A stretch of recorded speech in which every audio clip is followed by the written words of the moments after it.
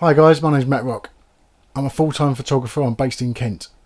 I've been self-employed now for almost 9 years and it's the best job in the world.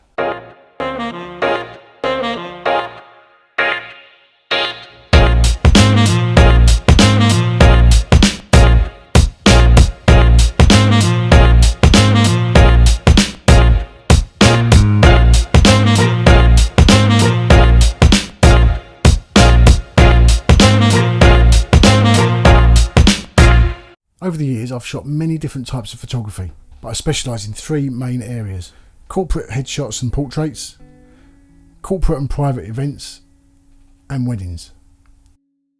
So I'm going to show you some pictures now and go through them and show you what I was thinking at the time, what I was trying to achieve, and things that can help you improve your pictures maybe this Christmas for your friends and family, and even your work colleagues.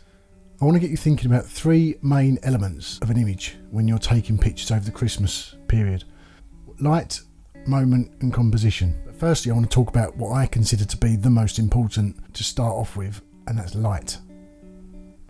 So, light. We need light to take photos. Not too harsh, but nice quality light. Otherwise, you can't see much. So, we need light.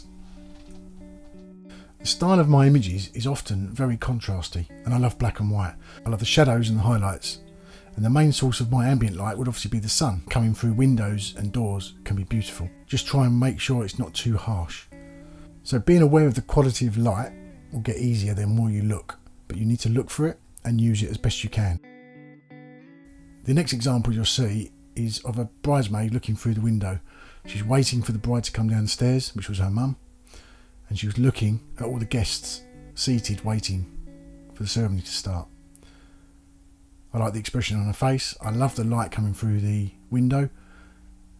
I love the contrast, and the composition I think is quite nice as well.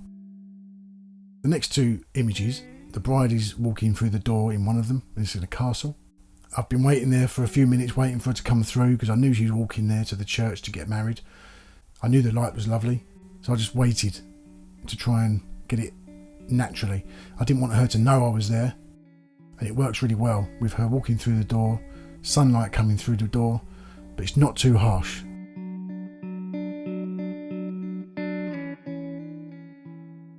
The next one will be my children. They're on a train, it's Halloween, and I want to get a picture of the light behind them coming through the window. And I wanted almost like a silhouette type shot, but I wanted detail in the face as well. And the light you can see wraps nicely around their faces. So you can incorporate the light, windows, doors in your own family photos. Think of your house. Just think of where the light's coming from, how harsh it is and what it's doing, and then you can think about what they're doing when they're in that light. So here's another example of window light. The window they're standing in front of is facing east. So in the morning it can be quite harsh. Coming on to afternoon, early evening, it can be quite nice. The light still comes through. So I did direct them a little bit. And all I said to them was, just give each other a cuddle, but I want you to stand there. So I got them to stand in front of the window and everything else is natural. Ask them to do something, talk about something. Once you've got them in the position you want them in, try to get them to forget what you're doing. That's what I always try and do. That way they're as natural as possible and you get some lovely results.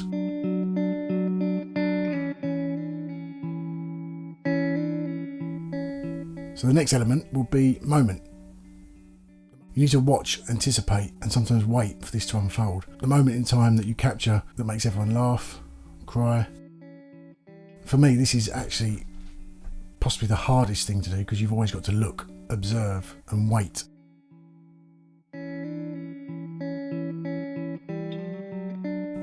The composition might not be perfect, but if the moment is perfect, the image can look amazing. You might get the look of anticipation on the bride's face, watching her new husband do his speech for the first time. You might get the tight squeeze from the bride.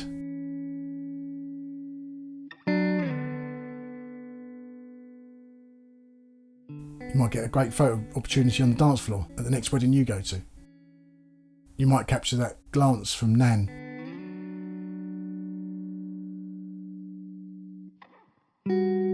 Moments can also bring back good memories, annoying memories, hard memories, this year particularly. But one thing that stands out to me is FaceTime and face masks. So I thought it right to capture a moment my two were having with their little cousin.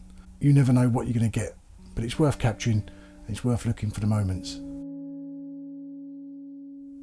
So you've looked for the light, you've waited for the moment, now you've got to try and get the composition right. There's lots of rules with composition, but it doesn't mean they're right or wrong, it just means whatever you prefer. Sometimes they work, sometimes they don't, but keep practicing and keep looking for those moments, looking for the light. It doesn't always have to point to the person or the subject you want to photograph. But the first one I want to talk about is the rule of thirds, and this can help draw your attention to certain parts of the image that you want to see or you want the viewer to watch or to look at. And in this image you can see my little girl. I've got the horizon in the top third, I've got her to the left hand side into the first third if you like, and her legs are pointing to the negative space on the right hand side of the image. So you can see the before and you can see after, where I've put grids on there for you just to show you what I'm talking about. So in the image of my little girl in the sea, you can see I've broke it down into 3 columns and 3 rows. You've got the horizon, you've got her on the bottom left, her legs lead you into the negative space to the top right hand corner. So that's an example of the rule of thirds. Another example is viewpoint. So do you have your camera on the floor? Do you have it in the sky? Do you have it eye level? So I made this photo because I was laying down on the beach, just to give me a different viewpoint, plus I couldn't be bothered to stand up. But just remember, children often get photographed from your level, always looking down on them. So try and get different levels of where you take the photograph from, whether it be from the top of the stairs looking down, or from the bottom of the stairs looking up, or laying on the floor with the presents. Try and think about your viewpoint when you're making your Christmas pictures. So another rule or another way of composing your image is to frame it. And I don't mean frame it in a glass frame.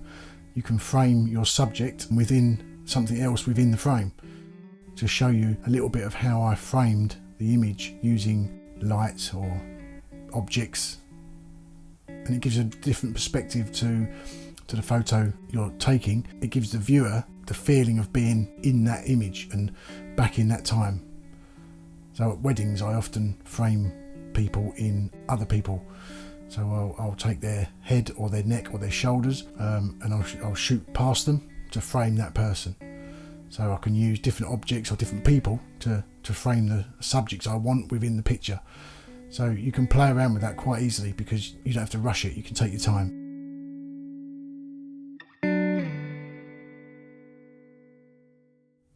So another thing I like to think about when I'm taking photos or making portraits is pattern. So it doesn't have to be a portrait, it can be anything, but patterns can make for good images, whether the pattern is within the image or whether, like in the next one you'll see, the pattern is the image. This particular pattern is the roof of the outside bar from when we was in Turkey last year. And that will remind me of sitting at the bar looking out onto the beach in Turkey. So you don't have to take pictures of people all the time, it can be things or places or objects. And the next one you'll see is a picture of my little boy from a few years ago. And you've got pattern, you've got leading lines, you've got good direction of sun. The image has got a few things going on, which I'll explain as well. And also for me, you've got the moment where he jumped out at me from behind the bush. I knew he was going to be jumping out, so I was ready. I missed him the first 2 times, so he did it again, and I got the moment as well.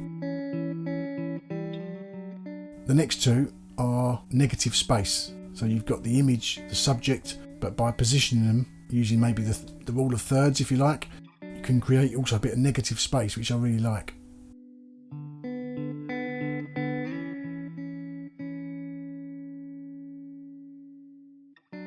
One more thing, thanks to everyone who works for the NHS.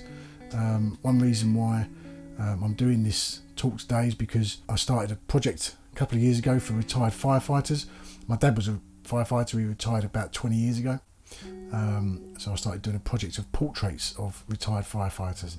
And through that and through COVID, I've started to offer a special offer for NHS and emergency services workers. So if you want any details about that for weddings, it's a special deal just for backroom staff, frontline workers, both NHS and emergency services. So if you want details of that, they're on my website anyway.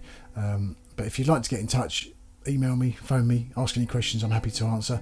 My website is mattrockphotography.com. My email is matt@mattrockphotography.com, but you can find that on the website anyway if you forget that. I'm on Instagram and Facebook as well, as everyone else is, and LinkedIn, so you can find me from my website on there as well. But if you've got any questions, I'm happy to answer, and have a good rest of the day. I hope you've enjoyed it. I hope you haven't been bored too much, and maybe we'll see each other in the future. Maybe next year I could come back and do the talk live, which somehow feels a lot easier than doing it to a camera in my office on my own. Anyway, lovely to sort of meet you virtually, and take care. All the best.